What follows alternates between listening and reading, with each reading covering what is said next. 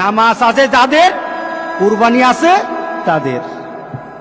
নামাজ আছে যাদের, কুরবানি আছে তাদের।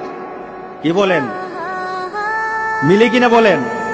নামাজ নাই, কুরবানি নাই। যেই ব্যক্তি নামাজ পড়ে না, যেই ব্যক্তি নামাজ পড়ে না, কুরবানি তার কোনো সফলতা আনবে না। কুরবানি তার জন্য সফলতা বয়ে আনবে না। নামাজ নাই, কুরবানি হবে না তার। নামাজ ছাড়া কুরবানি হবে না। এটাই ধারাবাহিকতা। ইন্না আতাইনাকাল কাউসার ফাসাল্লি লিরাব্বিকা ওয়ানহার। নামাজ আগে, কুরবানি পরে। আর আমাদের সমাজে এমন মানুষ আছে নামাজ পড়ে না, কিন্তু লক্ষ লক্ষ টাকা দামের কুরবানি ছাড়ে না। এমন আছে কিনা বলেন? তার মানে কি? সে দিন বুঝে না, সে ইসলাম বুঝে না, সে মোহাম্মদ সাল্লাল্লাহু আলাইহি সাল্লামকে দেওয়া আল্লাহর ঘোষণাও জানে না, ইব্রাহিম আলাইহিস সালামকে দেওয়া সেই কুরবানির নীতি জানে না।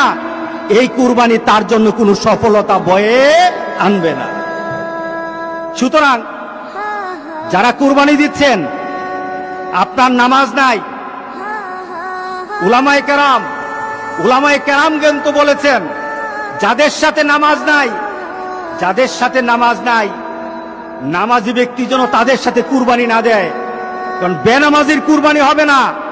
আপনি 7 নাম দিলেন, 6 জন মানুষ নামাজ পড়ে, একটা মানুষ নামাজ পড়ে না, বিপদ কিন্তু হয়ে গেছে, বিপদ কিন্তু হয়ে গেছে।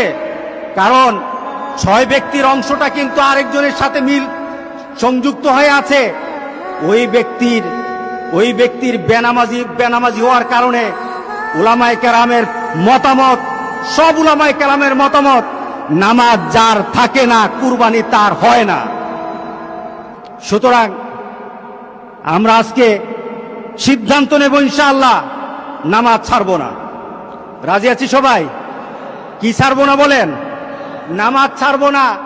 নামাজ কায়েম করার পর আপনার কুরবানি, আপনার রোজা, আপনার হজ, আপনার ইবাদত, সকল কিছু নামাজকে দিয়ে মানদণ্ড করা হবে। আগে নামাজ, এরপরে সকল ইবাদত।